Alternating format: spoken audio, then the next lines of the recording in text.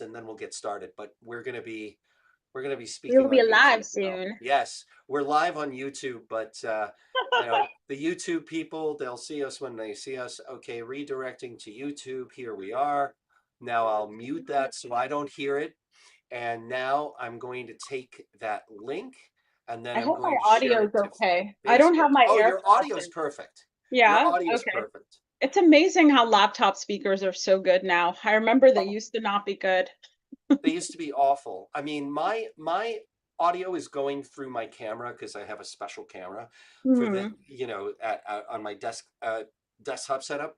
But when I do it for my laptop, it sounds perfectly fine too. It actually does pick it up really well. Like you're right, the tech is so much better than it used to be. So let me Hmm. just go over here to Facebook, and then we will do Sync Summit, and then we'll put the live feed here. Okay.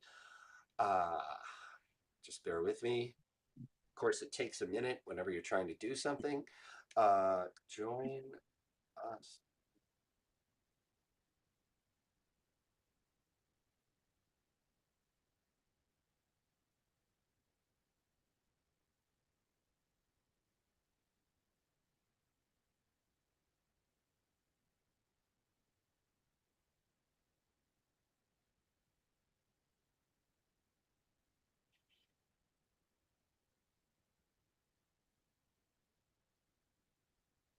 Okay. Or join us on Zoom. And there we go. And I'm almost ready for us to go. Bear with me for a second. I have to copy the link so that people can go to Zoom if they want to. And there we go. And not that one, but that one. There we go. Okay. So this is now there. Now I will wait for that. And then we'll get started in just a moment.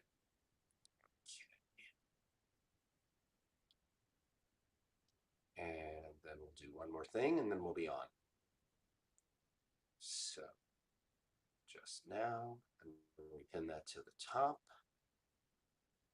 Okay. And now I don't have to look at Facebook again. So we can get started now. Let me just press record and then we will let everybody in. Record to the cloud. Okay. All right. Well, I am so glad that all of you are joining us today for this second Sync Cafe. Every Monday, we're talking about technology and how it relates to music and sync. So it's AI and mostly AI, but also some non-AI stuff that we talk about. And this week, I am excited to have as my guest the founder and so much more, the founder of Byte and Chord, Alicia Outridge. Alicia, how are you? I am doing great. I brought my coffee to the Sync Cafe. Oh, awesome. Yeah, Cheers, I should put everyone. my Diet Coke in a coffee. Let's see. Here we go. Yeah, That's better. we got some It people doesn't show. posted. There we go. Awesome. Well, I am so glad that you've taken the time out with us. So, you know what we're going to do today is we're going to talk a little bit first of all about Alicia and her story and what she is doing today, and then we're going to talk about the kinds of tools that are out there that you can use to make your practice of what you do as a musician and in sync and in general work that much more efficiently and work better. So that's sort of the jump off point. Um, Alicia, I guess we'll start from the beginning. Yeah. Tell us a little bit about you. Tell us how you got started in technology and who you are from an artistic perspective and where you're at today. Yeah, I always share with people that I am a like a singer and oil painter who taught herself how to code. I was a teenager and I was too young for people to go, "Hey, you should play with dolls instead." Yeah. Even or my mom would say, "Oh, you should be an oil painter when you grow up." And I went to LaGuardia School of the Arts, Fame School, Hmm. and I taught myself how to code to put my art online. I loved singing, I loved making art, and the only mentors I kind of had to look up to, they were all like Renaissance artists, and I like wanted to really reinvent and put my art out there as a 13-year-old. So that's when I got into tech, and I really went down a career of working and building in tech in the actually the Google of the interior design and architecture industry. So I was cataloging and building out a visual search engine back longer than I'm willing to admit. Let's put it that way. Uh, but the Google of the interior design and architecture industry was my first engineering leadership job. And I was a teenager, and that scaled to me building tech at some of the largest and smallest companies in the world. So I'm a my career from that led to me being a senior tech product lead at AOL, mostly in AOL music and entertainment. And I have this whole parallel track on music tech as well as big tech and deep tech industry, where my first senior product and tech leadership role was AOL Music and AOL Entertainment, but then scaled over to being head of innovation at iHeartRadio, and like where I got to build out personalization recommendation engines, which we had before Spotify, by the Yep. way. Personalized radio was a thing. And we had several, I actually had this great idea that no one believed in back then in 2012. Uh, so at 20, yeah, I think it was 2012, where I said everyone's going to they want to watch concerts and videos on a little phone. Mm-hmm. And everyone was telling me, no, you're crazy. Nobody's going to want to do that. They're going to want to watch a big screen on a big screen. And I said, no, I don't even watch it on a big screen anymore. I don't even have a Nope. television. So then eventually when TikTok came around, everyone went on my side on that. So I was head of innovation at iHeartRadio, but then I also like kind of like music industry wise, that career track really moved me into deep tech because I my first head of product role was at KickApps, and KickApps were what built out a kind of white label Facebook before it was acquired. Mm-hmm. And all of the top media and entertainment companies from NBC, ABC, even Build in Germany ran their platforms on that. So managing media broadcasts and publishing information and video and talk content was something that we built the white label platform for all these companies to do. And then they were acquired, and I moved over to that was the iHeartRadio role, and then I moved to Facebook, where I was a senior product lead of building out personalization and recommendations. That's some things that I couldn't talk about for quite a while because they were reviewed all across the world. You can look at the court records on that. But people you may know and a lot of algorithms to match people, places, and things. So most recently, so I was like I went down this track of really leveraging emerging technology to enable artists and professionals in creative industries to be able to build their careers and kind of own it in their own way. And Mm-hmm. what led to me building Byte and Cord was that after being having the pleasure of being CTO and CPO at TuneCore, I really kind of got to work at all sides of the music industry. To see just the publishing side, the entertainment media side, the independent artist side, and even the deep tech side. Where when I was at Facebook and when I was at KickApps and like all of these platform side of just how do we build emerging tech and Mm-hmm. how do we collaborate and leverage data to be able to build what we want to see in the world? So at Byte and Cord, I lead both education tracks of how to leverage technology to optimize how you work and optimize your company so that you kind of build things right. Because I've seen what works and what doesn't work. And a lot of what we're seeing in the news with tech companies where not all company tech engineers are looking at things and going, oh, we want to just screw over artists. Sometimes they don't know what to do and they can't Mm-hmm. afford to get things and they don't know what the proper way is. Or they don't want to get Napstered, quote unquote, where they don't exist anymore. And then they're advised to do things in ways that isn't necessarily the way that you should be doing things. So I work with some music tech companies.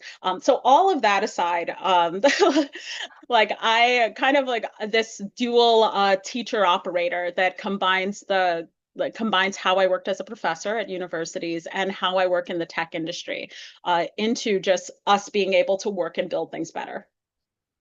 That's awesome. And I mean, my first question with all of this is like, you and I have been dealing with AI for a little bit longer than it's been in vogue out there in as a term. Yeah, like I mean, everything's AI now. Like it yeah, used to be computational learning, machine learning, personalization, recommendation engines. Now everything seems to be AI. yeah, and it's funny because I think about like, the first actual AI tool that I built and used was, I mean, yeah, it's okay if I age myself. It's before the turn of the century. Let's put it that way. There was AI back then. It was just that its abilities weren't evolved to the point now where you're able to give it very complicated processes and allow it to execute on those in a way that's personalized and comes out with good relevant output. I mean, when you think Yeah. about what you could do 25 years ago with any sort of you know what you would call artificial intelligence really wasn't where we are now.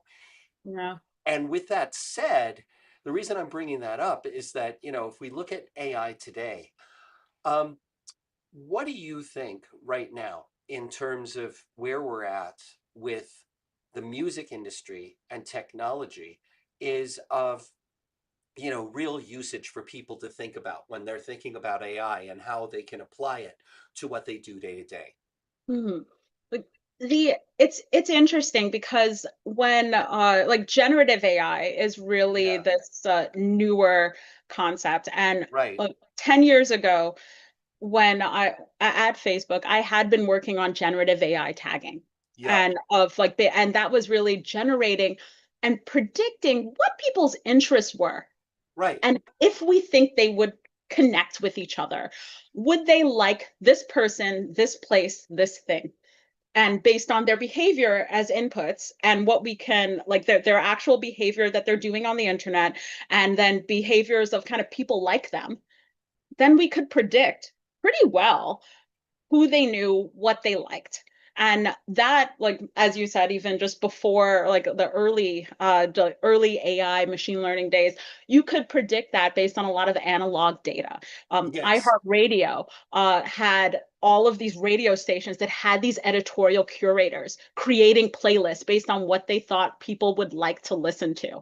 And so they had over 75 years of data on what people liked to listen to. It was like amazing data set.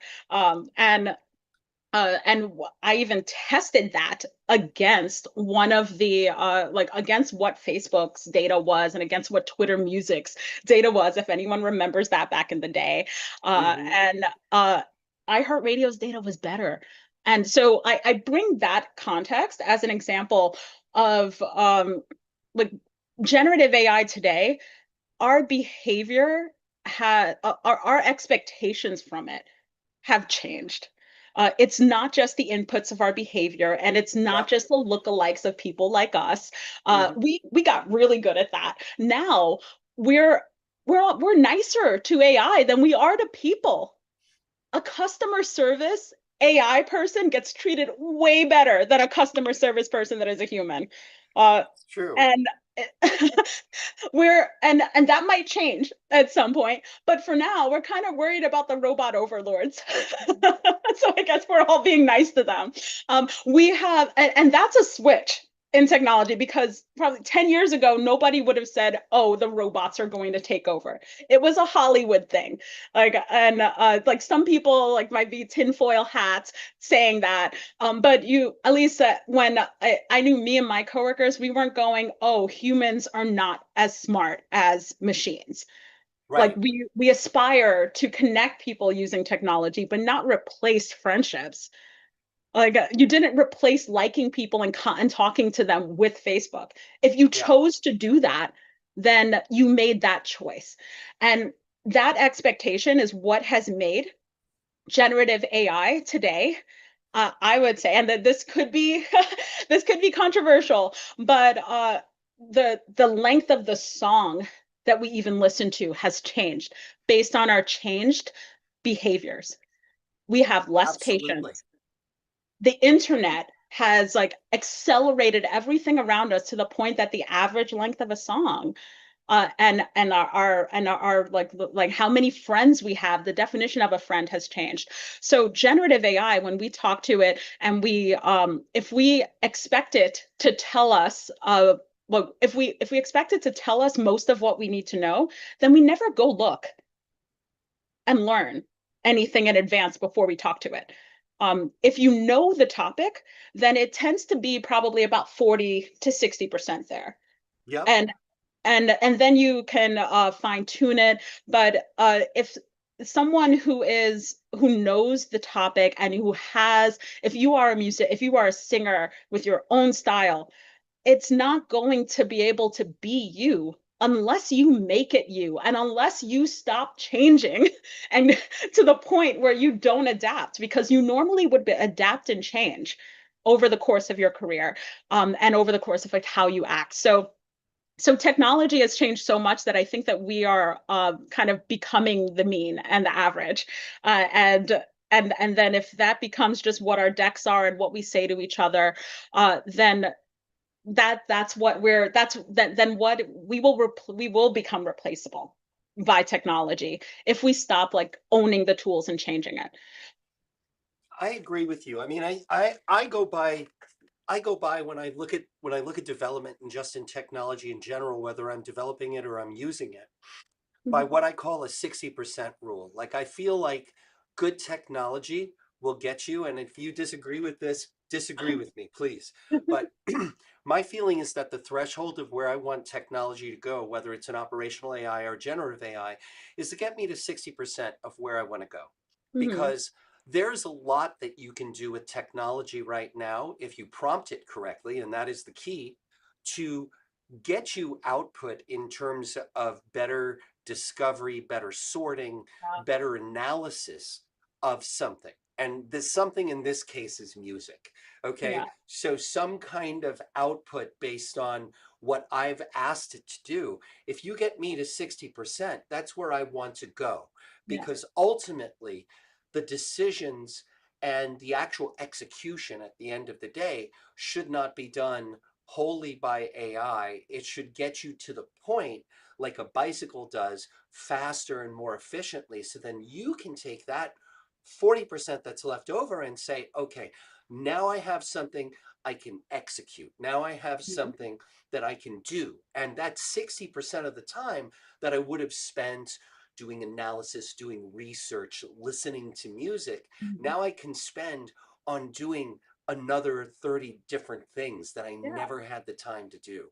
And that to me, I think is a real promise for all of us, no matter who we are, but especially for people in the music industry, of AI when it's used correctly. So that's sort of where I 100% come from. agree. I Yeah. 100% agree. And like something I do in my workflows, and that is also advised in like from several other people. Like I didn't invent this, but it's actually a part of a developer's workflow, as well, and a product management workflow, is that I make an outline of what I want to do, Yeah. and spec it out and like just write it down. I need to get it out of my head. I'm a visual person, so not artist, a visual person. So I have to draw it out, whether it's on paper, whether it's me outlining in a Google Doc. I get my thoughts out for what I'm trying to do, Mm-hmm. and then that helps me kind of scope the MVP or the goals. So like, what does success Mm-hmm. look like? And what is my motivation behind this? What is this supposed to be? I spec that out as this scope document or this MVP document, and then that becomes what you put into AI. Um, the and that's when that's related to writing, but also a tool that you could use Claude for the type of thing that I had shared before, but a tool that I love that I've started using is Kling.ai. Kling.ai enables me to take the photos of like panels and information and all these photos that I get from whatever I'm doing in work, and be able to make videos from them. Yeah, And I think that's a really great example of how to scale yourself. It's very similar to the writing example I gave, where you're starting with something real. And if I wouldn't have been able to do that a few years ago. I wouldn't have been able to do that a year ago in a yeah, convincing way. Because now these photos, I didn't have someone in that office with me recording me at my desk. And I didn't have time to do a video and photo shoot. And maybe I was on a panel and somebody I got pictures, but I didn't get like full video transcripts, or I'll get the video later, and I just want to put something up to share what happened. Then I can animate that video, that photo into a yeah, video clip and describe just by prompting into Kling.ai what I wanted to do. And that is a way of expression. That's a way to express yourself. When it comes to music, that I mean, there's a whole lot of challenges that we could probably touch very lightly on related to how it does this, but it is able to generate sound and background music for things. YouTube and several other platforms have enabled ethical ways for creators and influencers to be able to use more music that is from generated from real, it's like sourced from real artists, as opposed to just generative content that could be questionably sourced, yeah, that is questionably sourced. So, like you kind of choose your path on what you leverage to be able to scale yourself. But if you're coming from a place of where you thought like you're scoping something out and you're taking something that's yours and scaling it, and providing appropriate credit that you're doing it, then I think that that is a way to optimize your workflow. What I don't suggest is that, and help people on, is that you start to lose who you are and what you are if you think that an agent can just do everything. yeah, You'll only get the 40 to 60% because you didn't do enough of the sort of thinking work to capture why you even were interested as a human in the first place. yeah. And that's the part you don't want to lose. I agree with you wholeheartedly. It's kind of like, it's kind of like, people use certain functionality on their phones, and I'm as guilty of it as anybody else. Maps. I used to be, back when we didn't have this functionality, I used to have maps that I would carry with me if I went to, like the first time I would go to Copenhagen or something. I'd Uh-huh. have a map with me, and then I, go through the serendipity of trying to find things. Now we don't have to do that. Now everything is perfectly available at any point in the world, Mhm. if we enter it in. And that has saved us a lot of time, but it's also taken away the serendipity. So Yeah. if you take that one example and you write it large into AI, the Mhm. danger that you have here is that if people rely too much on AI to do everything, you're going to lose not just, the 40% that you need to do in order to do it right, but you're also going to lose your competency. I Yeah. swear, I really believe that. If you rely on AI too much, it's a tool, it's not the end game. It's not a replacement. And this isn't new. Like we're Right. like the when we're it's kind of like back when I first started coding. Yeah. I was writing out HTML. I was like an intern doing a hyperlink reference. Like, Hmm. and then I made like a script to be able to just fill in all the variables in these like long category lists of links, a hyperlink reference, and that's just basic HTML. Yeah. Within 5 years, nobody was writing HTML anymore. Nobody was writing DHTML anymore. Sure. Nobody was Yeah. writing manual CSS and DHTML within 8 years of that, because like you didn't have to write HTML source code anymore. You wrote other things. Engineering Yeah. just didn't stop existing because we didn't write HTML. You learned different tools. You used a different paintbrush.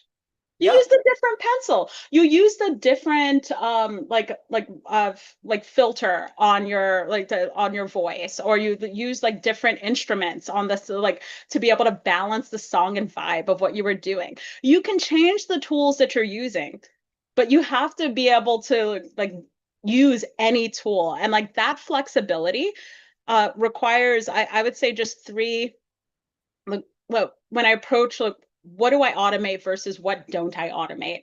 I have Yes. these kind of three high level talking points because I definitely automate some things in my workflow, and I kind of put it through this checklist of what is hardest, what like the number one is what is the most laborious hardest part of my workflow that I don't enjoy, and I call that the unsexy back office stuff.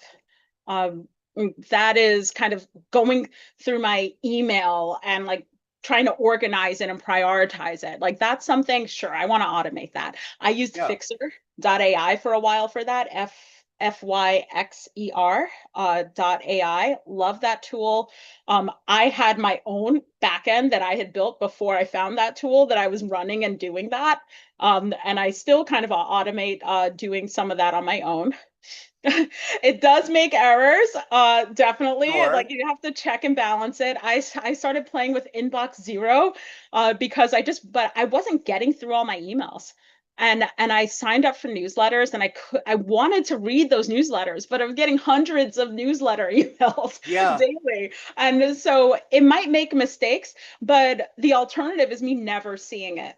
Yeah. uh and probably on average for me my back office I could it could take like a week and a half for me to find some emails, so because that it's just happening. Like my inbox is just insane. So but it's a laborious task, but it's a very important task. You can't run a business if you're not checking email.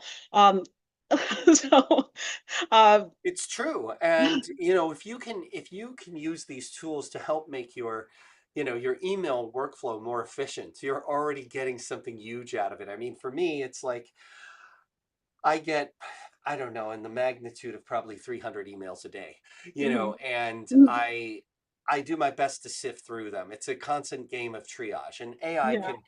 AI can help you. It can't get you 100% there, but it can definitely help you. It can And like I've found the inbox zero rollups to be really helpful. Fixer.ai was really good for me to help draft like some emails because it learned from my inbox as well yep, as my calendar. I did start I have become a part of the advisory board for Bordy. So Bordy .com. If anybody wants a like furl for the pro account, just DM me on LinkedIn. Love Bordy. Because Bordy has really like it scans my calendar and learns about what I'm doing. I could talk to it, but I'm not a talking to AI type of person. I can't verbally chat with a machine. Like I get it. I I get it. have to prioritize talking to people. But Bordy Pro, the moment it connected to my calendar, it learned all of these things that I'm working on and was able to connect me with other humans and that were relevant for what I was doing and what I wanted to do. And I love Bordy has enabled me to talk to very interesting people, like setting up partnerships. I've partnerships and like built out businesses and projects through people that Bordy Pro has connected me to. So I would say that Bordy Pro is Bordy is an AI an AI relationship expert that Yep. connects you with people to do business with, and very founder type focus. But I emphasize that this unsexy back office stuff isn't just something that that tech people do or business people do. Like Yeah. musicians and creatives, you're doing this too. like, and you have all of this back office that you need to manage, and like you go into these spaces where these people who are not necessarily in the music industry are, and see what's working for them because you have the same workflow challenges. Um, Yeah. and even just managing like defining your like all of the that like back office things about what your metrics are, what does success look like, what is your North Star metric, like try to summarize it into just uh one just KPI, so one goal of I want to do 10 shows, or I want to publish like these commercials, or like whatever your whatever success looks like for that quarter, like manage yourself as a business. So automate the unsexy back office stuff. I mentioned some tools there, and if you haven't used, I mentioned Kling.ai Yeah. because that's like photo video production. I happen to be very lucky that my brother is a video editor, so he has shown me some things that I could do with Kling and with Opus.clip. But Opus Yeah. AI is also really good for making clips. To be honest, I kind of take it and put it into CapCut anyway, to be able Hmm. to cut my Yeah. own clips.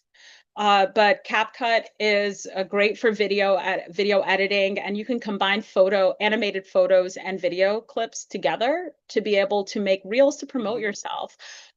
So and all professionals should be doing that, and like sharing what you're working on.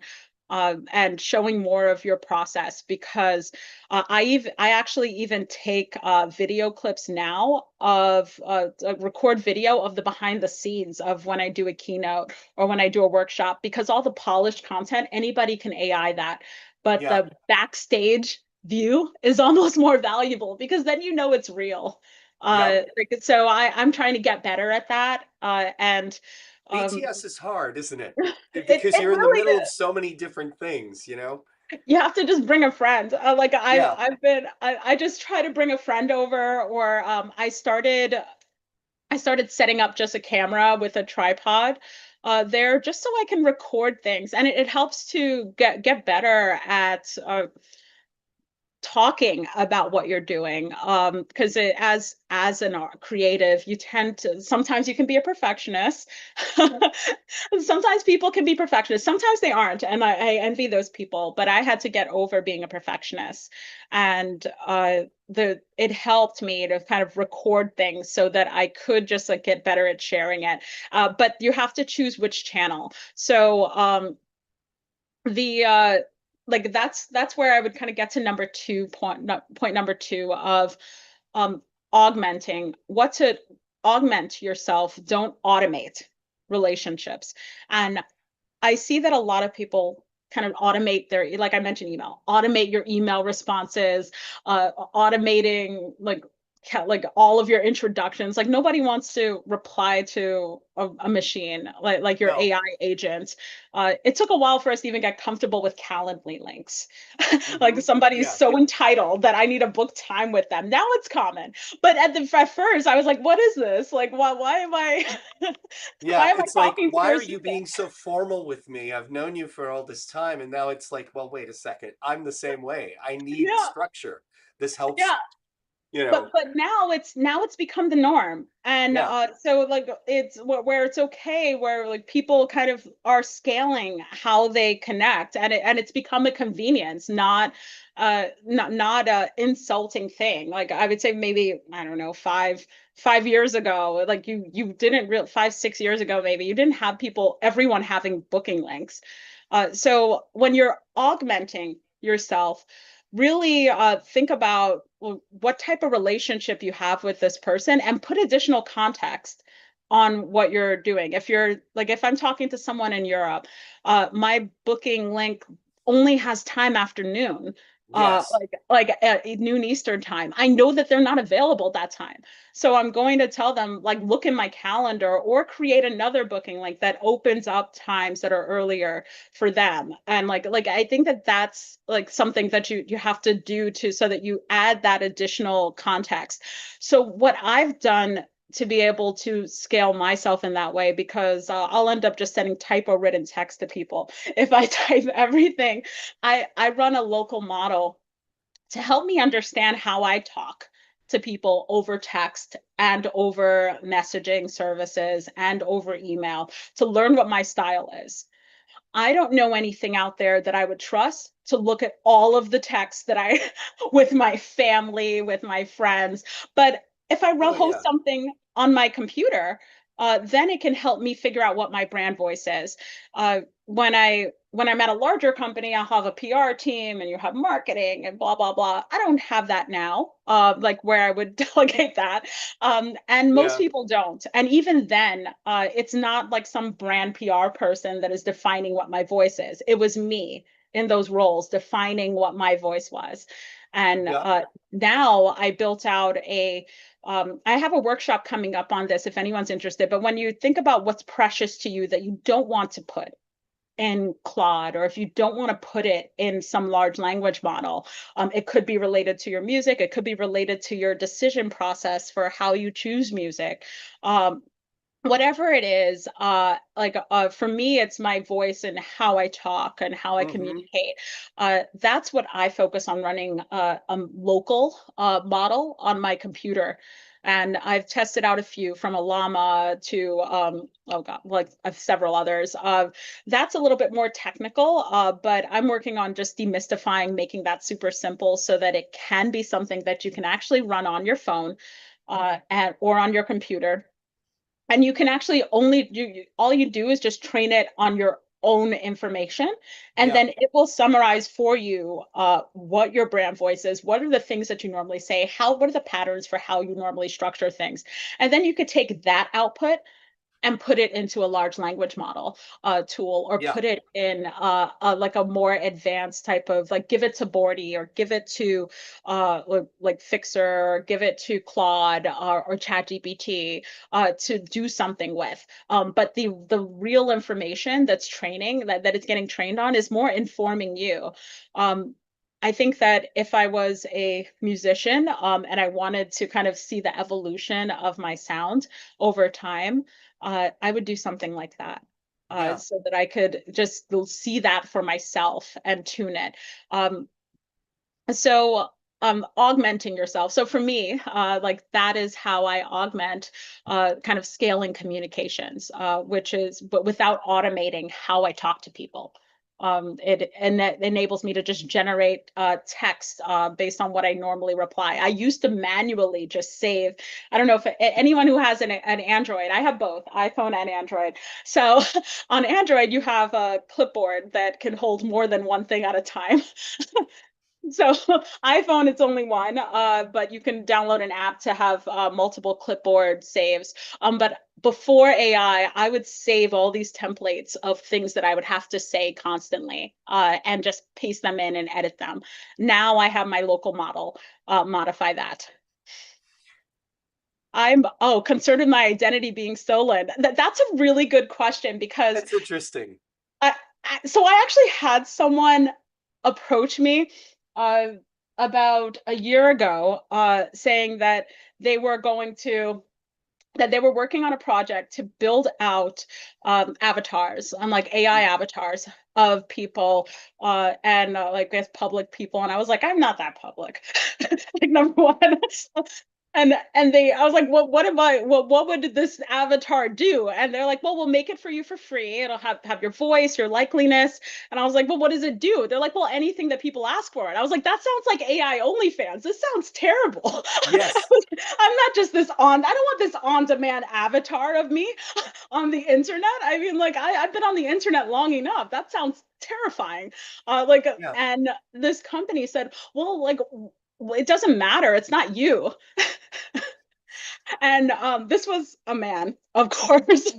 Yeah. It didn't occur to, I mean, I immediately went in the gutter on that. Right. I was like, there's no way I'm having some on-demand Alicia on the internet. And but the reality is that anyone can do that. Like Yeah. anyone can take your likeliness and do something with it. Like it's you can't really avoid the like hide from the world. on that. So and that's my approach on it. I'm not going to stop talking publicly or post pictures about myself or like work in a completely different industry, change my name, live in a cottage. I mean, like I can't do that.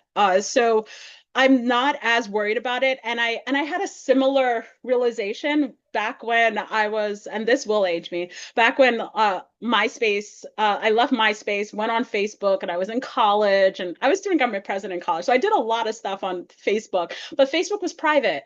Yeah, And then, and I forgot about it after college. And then I was working with adults and like about a year later, suddenly Facebook, like they're like one of my coworkers messaged me and said, "Hey, you should probably like update your Facebook profile." And I was looking at, I was like, "How are you on Facebook?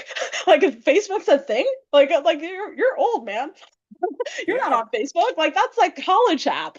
And no, it wasn't a college app anymore. It went public, and I needed to make a decision at that point of, okay, what do I do? Do I take down this Facebook profile? I had all these club photos. I had all my college friends on it. Uh, or do I what do I do on the internet? And my stance on that was Facebook wasn't going anywhere.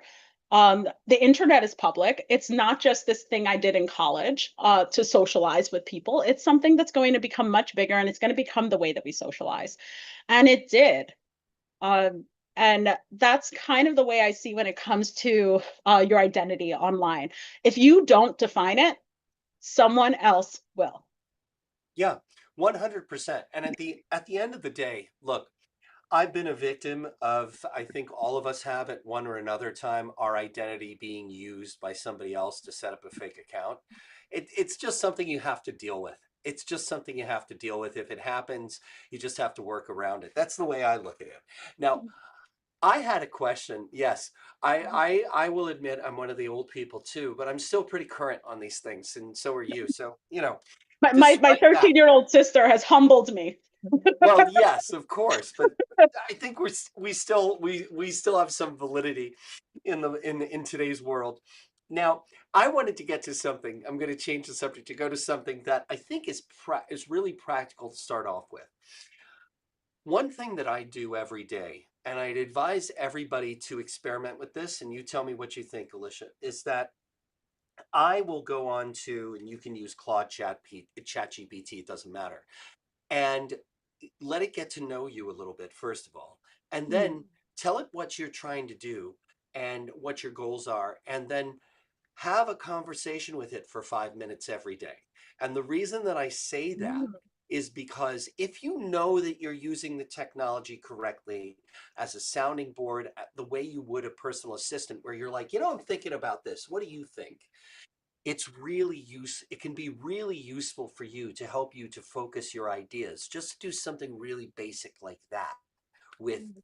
technology. So, what do you think of that? I I have heard I've heard other people say this and Yeah. as well. I don't use it in that way. Okay.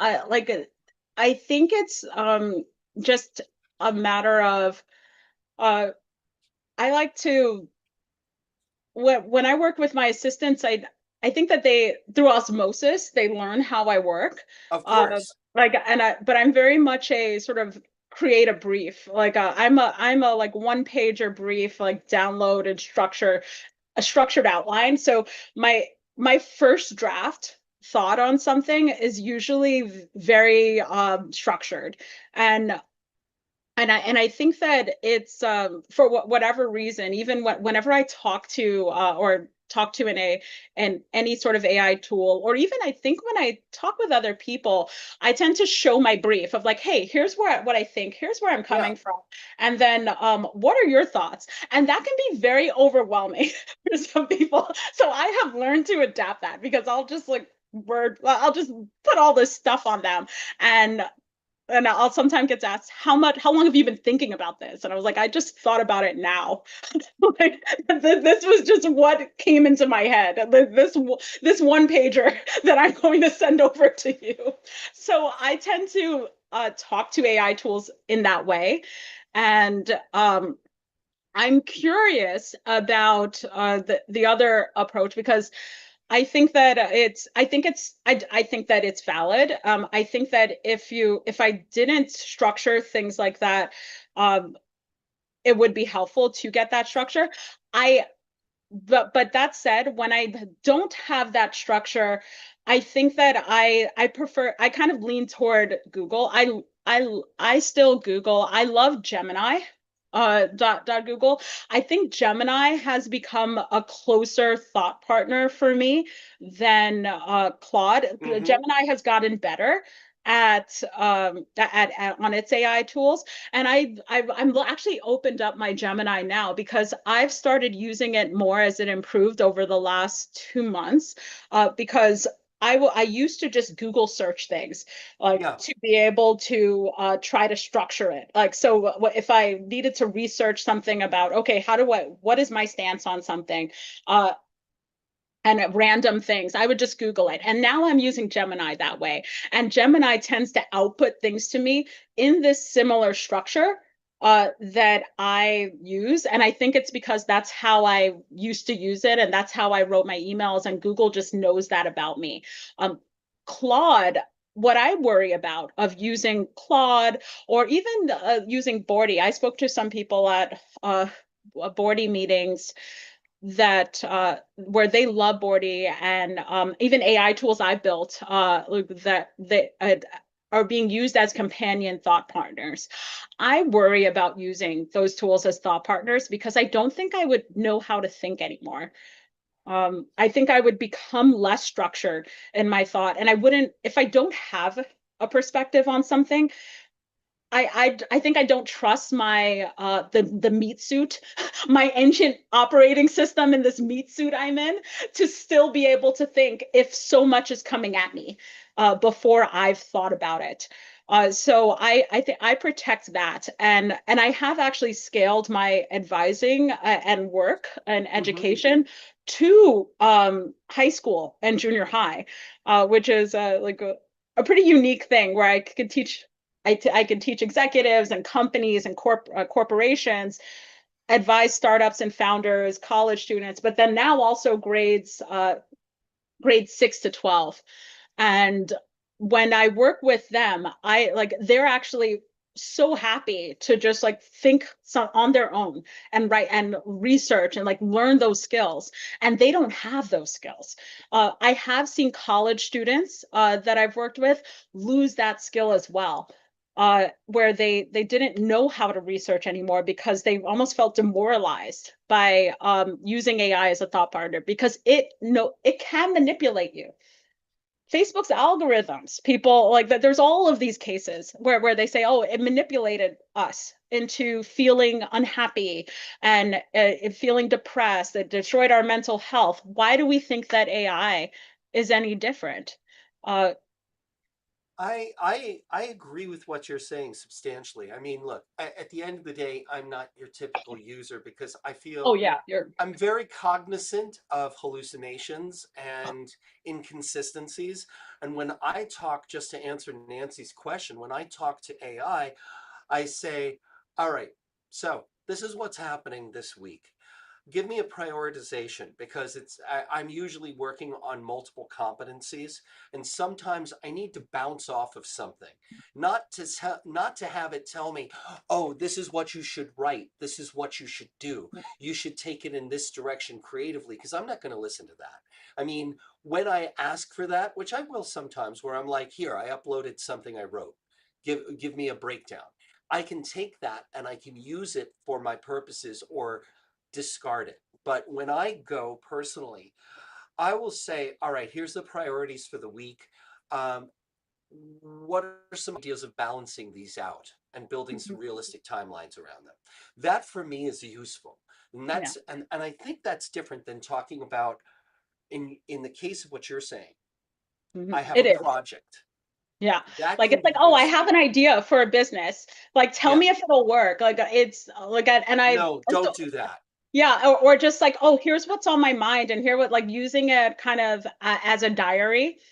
Yeah. Like I've and like you're doing something complete. You're structuring and like using it as a tool.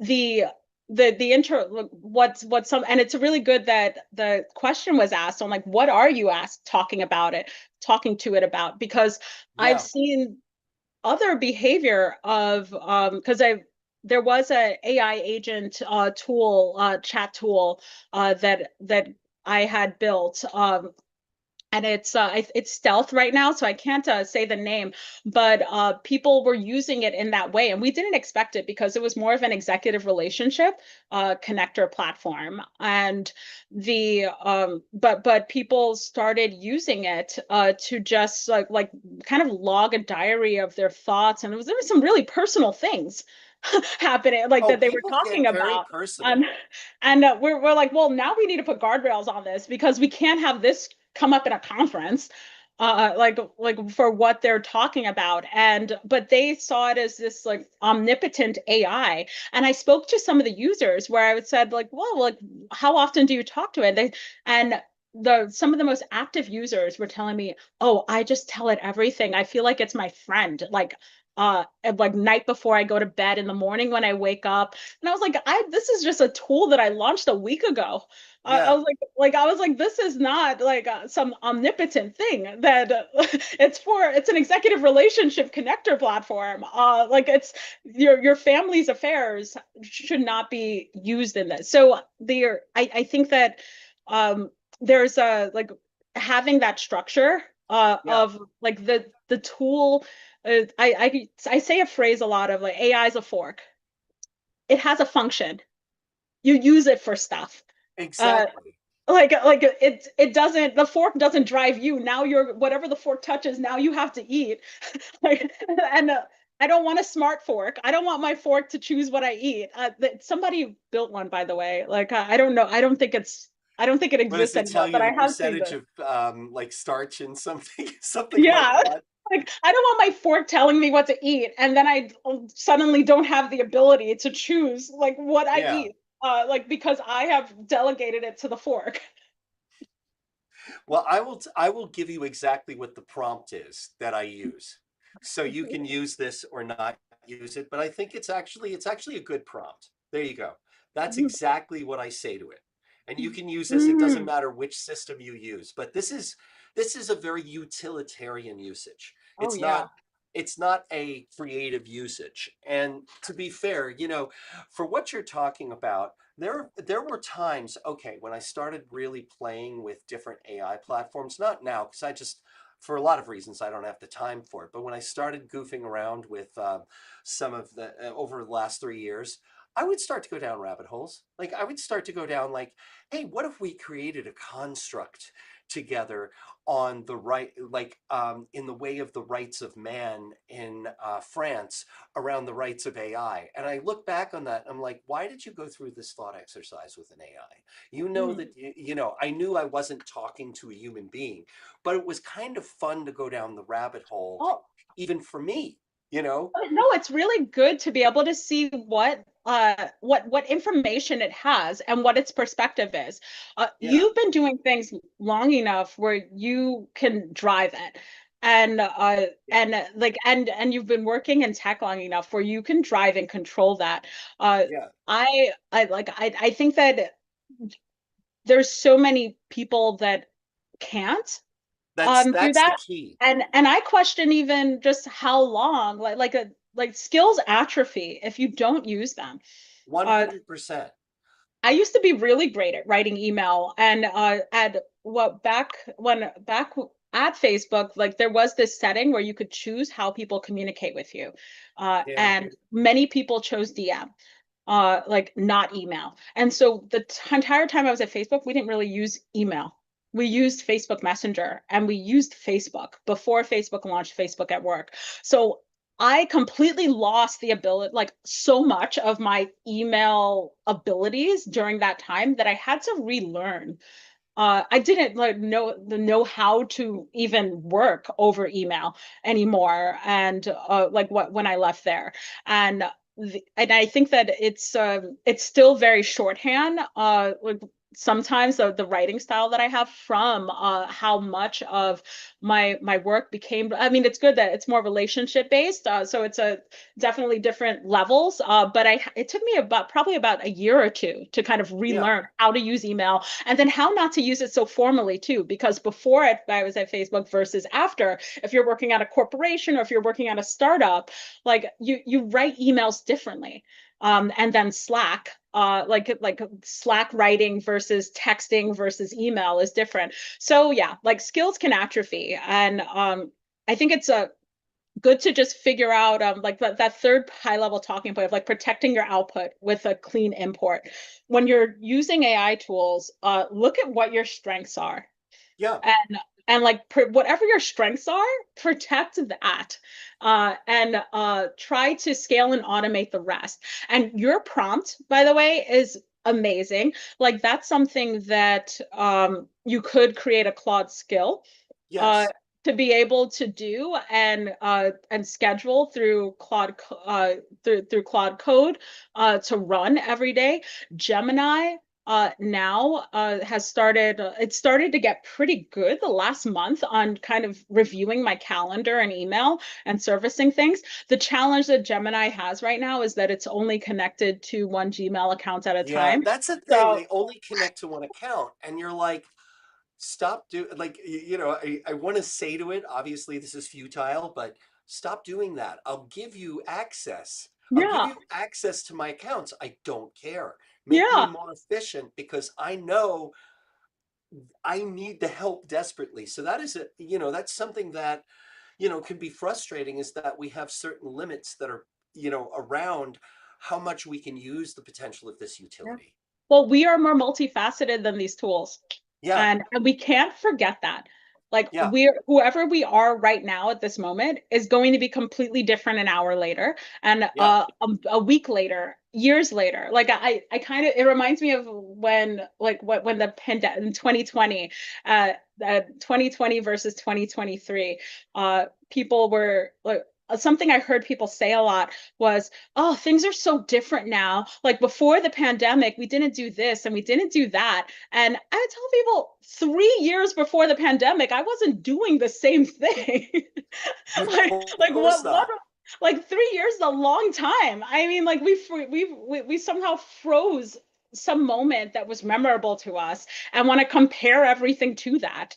And that isn't how we work. Like we are always adapting, and you need to make sure that you're always adapting and that you're playing and optimizing for your strengths and Yeah, making sure that your strengths are whatever the new technology, whatever's after AI. Like AI is going to be furniture, it's going to be everywhere just like the of internet is everywhere. course, of course. Yeah, And like there's going to be some other new tech thing that's going to come along, that'll be built on top of it or that'll be built through it. But whatever the new technology and tools are, you need to know what you're good at and what your strengths are. And it might be something that you haven't done yet.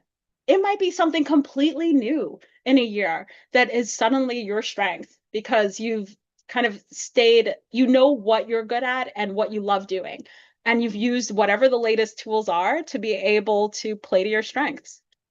yeah.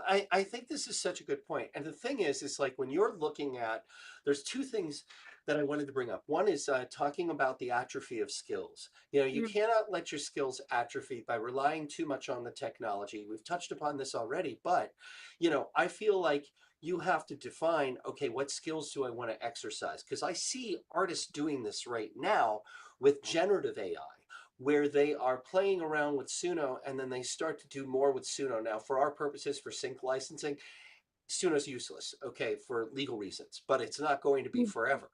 And the thing is, that aside, I see a lot of artists who are just relying on generative AI too much, and it is going to make their ability to execute as artists creatively successfully in the long term suffer.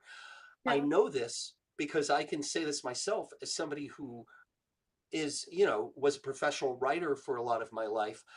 If I don't write the things that are important. Like, yeah, okay, if there's a blurb that I need to put out for marketing, I'll throw it through an AI and then look at it and edit it and send it out. But when we're talking about real creativity, real thought, you really have to keep on doing it yourself. And Yeah. it's important to keep that in mind because you will lose your creativity over time if you rely too much on these tools. Like that's one Yeah. point I think is really important, is not to allow your reliance on the technology. Let your skills atrophy.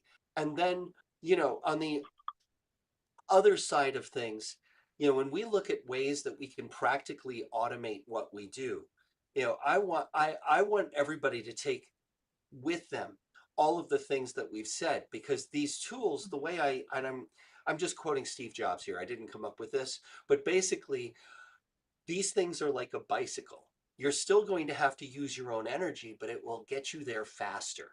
It's a tool for getting you to somewhere that you are already going faster. And that's the best way that I can describe what the utilization of operational AI successfully should be. Yeah. And And yeah, go ahead. I'm sorry. yeah, like I think that tactically some things that people lean toward automating is, oh, I don't want to start a podcast or a be recorded talking about something because it takes too long to do all the video setup. So then I'll just create this AI version of myself, and then that will talk. No. And like you can't just like atrophy the skill of communicating. Yeah. Like, you know what? Polish up, do a talk. Like you have to be able to communicate what you're doing, and you can blend and leverage AI video versions of yourself, or an AI voice, or even just an editing, like records yourself saying something and then edit it afterward using AI. But there's a difference. People can tell. Yeah. And if and when we get to the point where people can't tell, there's always going to be this that there's it's kind of like fast fashion where the cheap clothes are great. We have a tank top. Like you don't need, you could get like the $50 tank top, or you can get the $8 tank top, or the $5 tank top. But it's a tank top. Like it's not like there, if you wouldn't wear then probably $5 Sheen version to a conference. Like you to the gym, sure. Like fast fashion has its place. Other fashion is still there, Yeah. and like it didn't go anywhere. It has its moment, and the same. There's a research study that I'm actually going to announce soon, that I'm working on with some partners on how technology has changed our behavior and interactions with art. And related to the music industry, specifically on that, will younger generations, like Generation Beta, they're babies now, Yeah. will it matter to them if it's an AI artist versus a human artist performing for them? Gen Z and most of us are talking to people on these phones all the time. If someone took my phone away, I wouldn't be able to contact almost anyone I know. Um, Hmm. I probably only remember my mom's phone number when I was a child.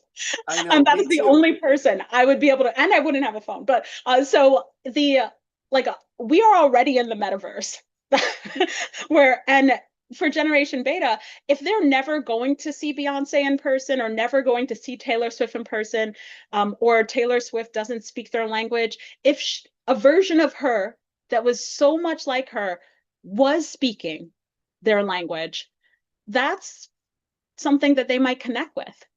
And it wouldn't be, it would be the same as video chatting with Taylor Swift to them.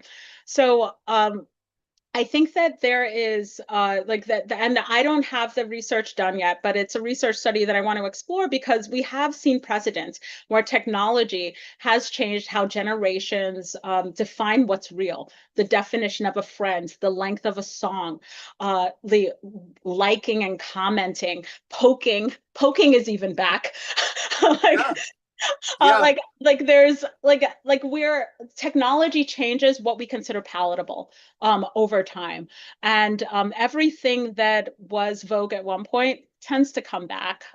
So we're still going to have, if we do see that younger generations are fine with AI musicians and AI variations of musicians, I think where I want that to be isn't to reject AI and reject the technology. Like we don't need to keep horse carriages and throw away the automobile.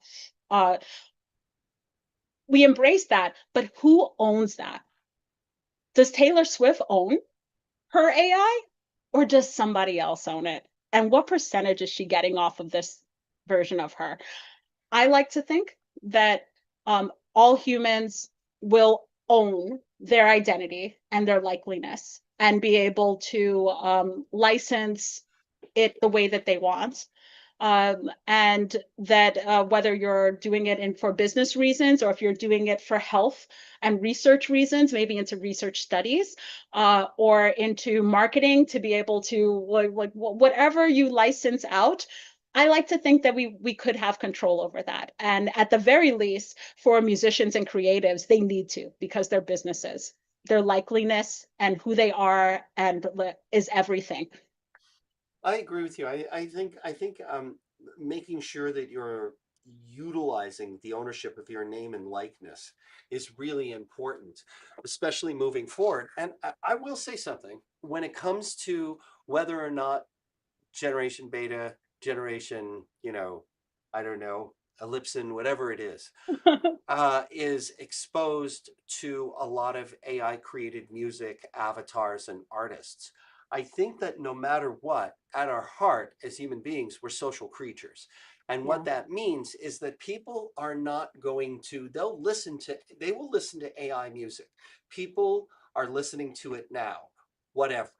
But people are going to want to be connected to the artist. And Yep. and when I say an artist, they're going to want to be connected to a human being. And they're going to want to know about that human being's life. And in some way, that human being is an inspiration for them. And I know this if we just keep on using Taylor Swift as an example. There's millions of young women, and now not as young as they used to be, women around the world who look up to her, who aspire to embody the things that she does, for better or worse, it doesn't matter, but they just do. Yeah. That I don't think is ever going to happen for a computer generated artist. I mean, I'll probably be wrong about that. There will probably be some of it where they aspire to be, what was created. But I truly believe that people, just because of how we're built, are going to want to connect to real music and real experiences and real artists. And I think that I wonder what your thought is on this. And I know we're sort of like going around different concepts, but I have a huge problem with AI slop. And that's not a problem because I care whether or not it's being created. It's because I feel like it's beneath me from an artistic point of view.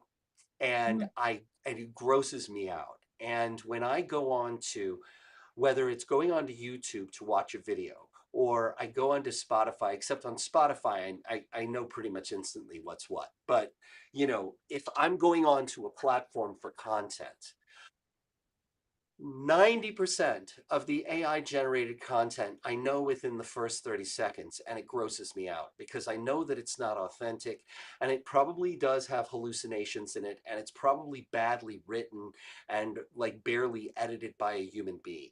And Yeah. therefore, I just don't want it in my life. However, about half of what's out there right now, again, Spotify's a different issue, but if you go to YouTube, about half of what's on YouTube right now is slop. Yeah. And my question is, okay, for me being me, is it because I'm more discerning in some way, or is it more of just a human feeling that I want something to feel authentic, that I want it to be authentic, and there's something about what I'm watching that just feels inauthentic, even if I don't know whether or not it's true what's being said. Think it's a blend of both. I like because there's LinkedIn released a way to rank to rate people's posts as AI slop. The Yeah. reason why I'm sure is because people were just kind of putting like AI generated posts over Yeah. there, and it becomes boring to look at the feed. So Yeah. maybe people I've seen people kind of write in all lowercase on LinkedIn, like and like do they and like write more personal posts on LinkedIn to be able to kind of get away from the AI slop and generic content. Yep. uh, and I think that where there is an like LinkedIn is probably a older, like more mature type of like audience. Yeah. And a Like more even purpose college built. is older, like to Yeah. on this more refined on AI slop tolerance. Social media, AI slop has a following, like as entertainment. I keep seeing Some of these. it's great. I mean, I'll be honest, Yeah. some of it's pretty damn Yeah, funny, like I mean you know?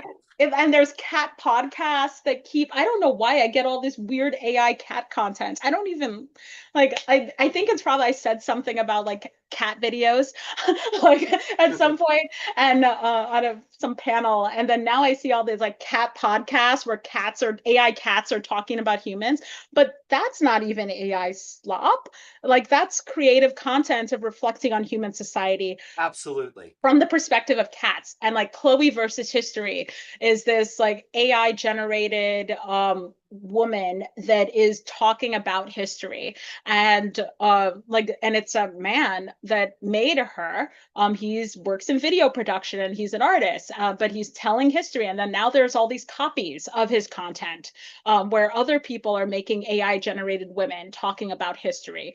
And would I call that AI slop? I think so. I think when it comes to taste, there's generational taste, there's psychographical taste standards, and I think that the like skibbity toilet is an amazing example of like taste is subjective. Oh, totally. So, like there that meme for like young Gen Zers, like preteens, like was something that was completely illogical and like tasteless to everyone older than them, but it became their inside joke, and I think restricting things based on taste isn't the way to go, but enabling things like what LinkedIn did and what YouTube I think does in some ways too is to be able to we need the down rank button again, so that humans I who agree. Yeah. can like say what they don't like, we can't just have this open funnel at us all the time that we don't control, because everything like we're not generating 100% organic content anymore. Yeah.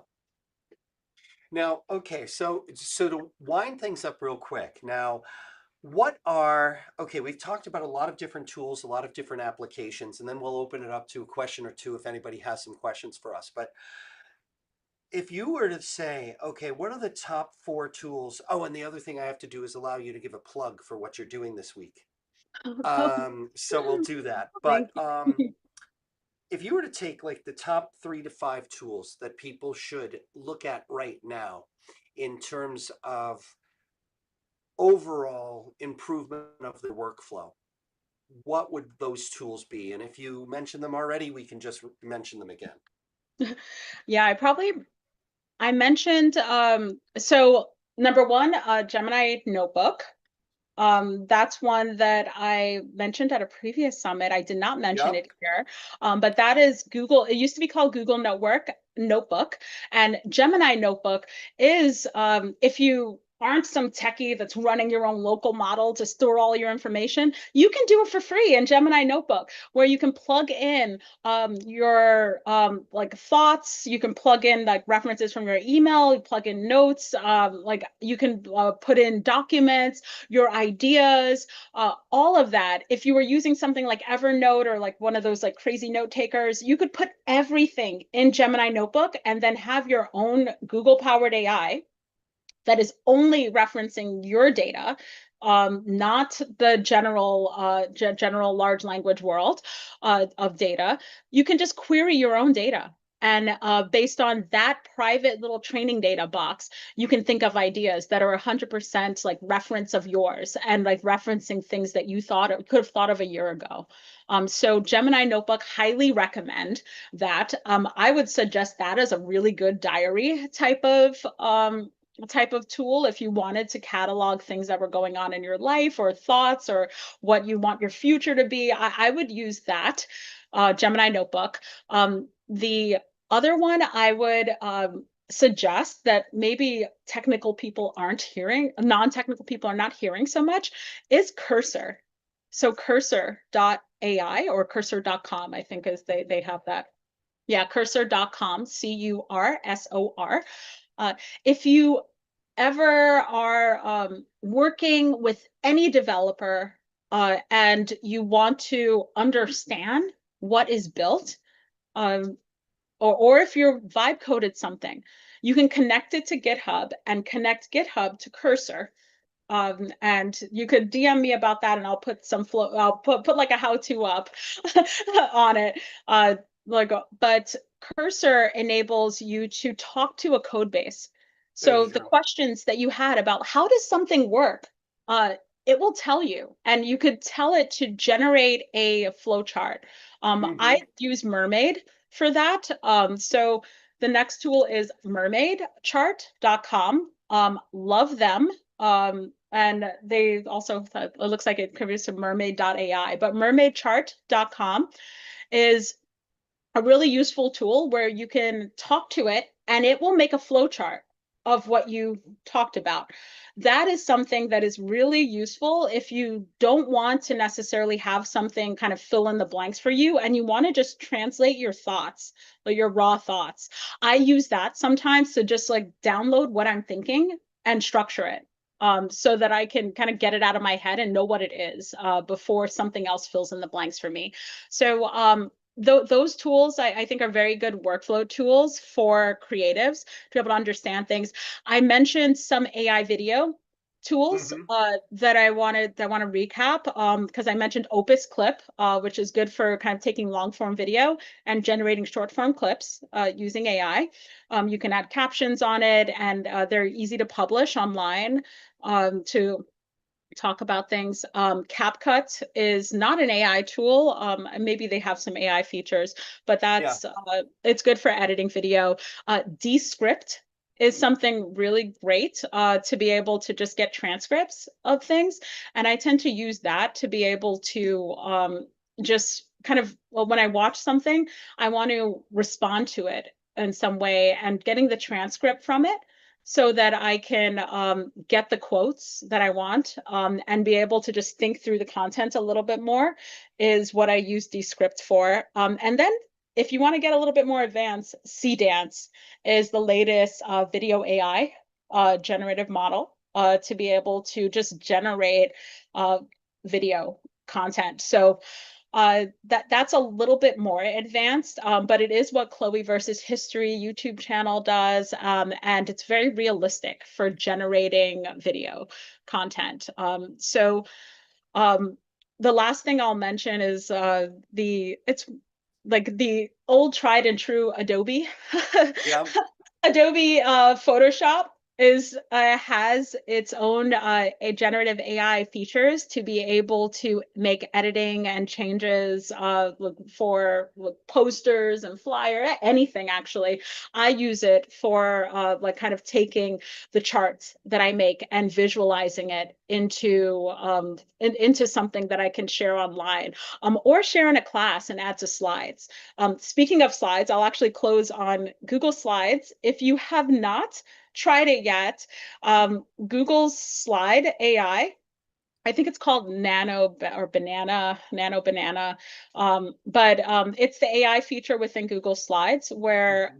you can, I tend to, I'm terrible at slide design.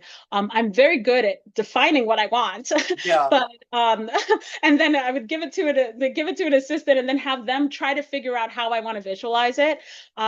Like now, what I do is that I will just put boxes and circles and text on the slide and then maybe some clip art Here's structure the for link. what I want. Whoops, that's a long Yeah. link. Sorry. And And then and then you can use Google Slides to be able to say, visualize this slide, and it will give you the full high res slide visualizations and versions to reference. It is very, very good. I have several team members uh, of mine using it now, and it helps to it does not replace slide designers. It uh, it helps with conceptualizing what you want. The image output it gives you is not vector based, so it cannot be edited easily. Like what I'm able to focus my slide designers on from there is to be able to kind of like make sure I have vector versions of it and help standardize templates, so that they can do more creative things and more of the challenging things. Hmm. Awesome. Well, guys, I think that that is some really good advice, and those are some great tools for you that you can use to optimize your workflow. And then on, let's see, then on Friday in our next Sync Cafe, we're going to talk about tools for metadata. So that'll be Ooh. interesting and very specific, and I'll get into that. So we are going to talk about tech both times this week, which is You fun. are very techy, Mark. Yes, I'm very techy, but you know, it has to be done because it's helpful. Yeah. Um, but with that said, before we end things up, the first thing I want to do is I want to encourage everybody here, if you have a question, to ask a question. So you can just open up your mic. Please feel free to bring anything up that you like. Okay, we've answered everything.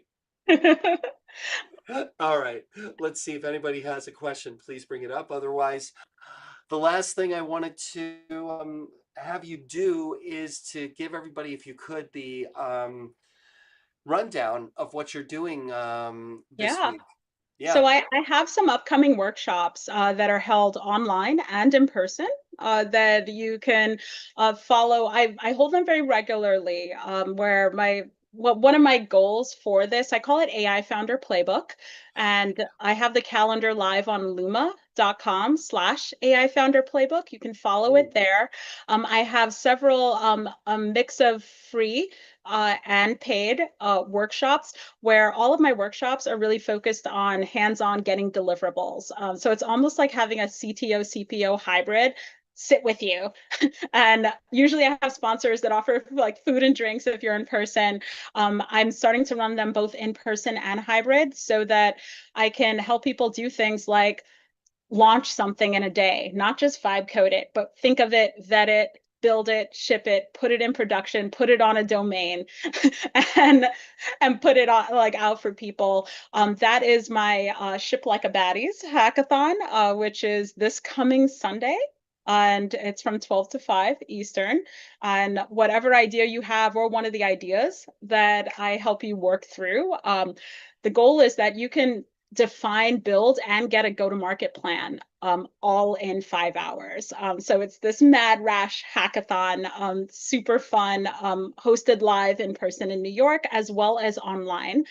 So the next one is something very specific, but very important. If you are like it's this Thursday on the 13th. It's in the evening, and it's a what the fuck are my OKRs and KPIs? Excuse my French. When a 6 month roadmap is now a 3 day sprint.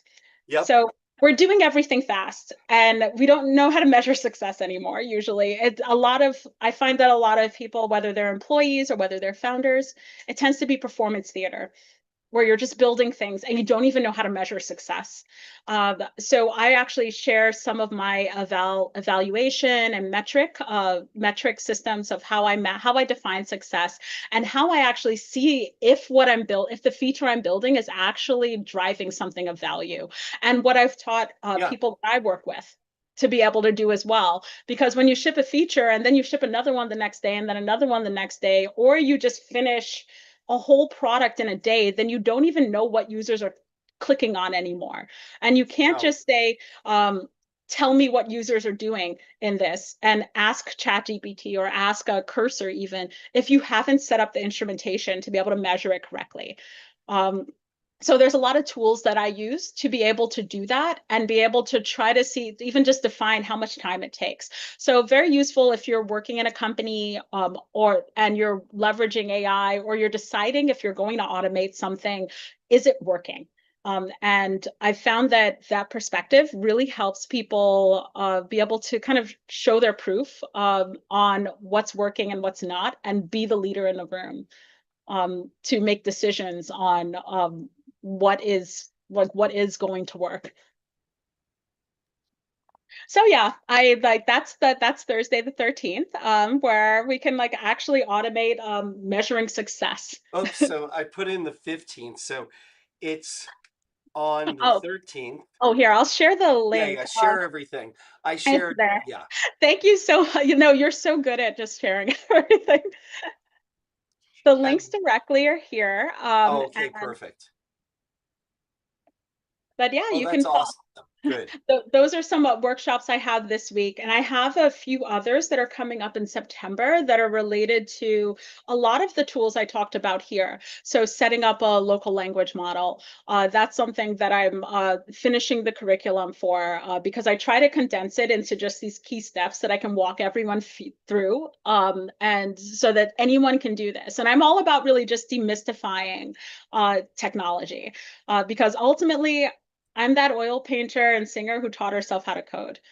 So that's where my foundation in technology is. That is the approach. That's one of the reasons why I started being a professor alongside being a tech operator. It's one of the reasons why I continue to work in creative spaces, as well as roll up my sleeves and like get really deeply technical, from deep tech research to writing out algorithms and teaching curriculum, whether it's adults, executives, companies, or kids. Yeah, I mean, this is like you. My philosophy is to use technology to help people to do what they do even better, and to try to demystify it wherever we can. So thank you. We definitely share common cause in a lot of things, and that's one of them. So I hope you all, if you're really interested in taking a deep dive, we'll take a look at those links. But beyond that, I really hope that you enjoyed this conversation as much as I did. Alicia, thank you so much for just taking the time today. It's always good to see you, and I'll see you soon in person, though probably not at Yeah. these camps. Thank you for having me. Thank you, everyone, for Yes. the great questions and interactions online, as well as during this conversation. Thank Uh, you. Thank you. All right, so we're going to sign off in a second, but before we do, I just Cheers. have to do this one last like thing here that I do. See you, Nancy. Uh, Cafe HQ. Let me just go over here. My dog will say bye too. Oh, hello. Hello there. I know you. She's visiting the office. Yes, I know you. All right. So, guys, you can get the schedule and the archives of everything at this link right here. Maya. And yes, hi Maya. It's nice to see you as always. And let's see. And then the last link here is, if you want to support this cafe and support what I'm doing with it, it does take some time for me to do. So I'm going to give you a link here. You can give nothing if you feel like that. You can give something. You can get a ticket to one of our events. I don't really care. It's up to you. But, if you want me to keep doing this, I'd love some support. So there you go. Buy me a coffee or something. Okay, guys. Thank you. Thank you Thank so you for much for hosting this, everything. Mark. Thanks again. I'll see Bye. you.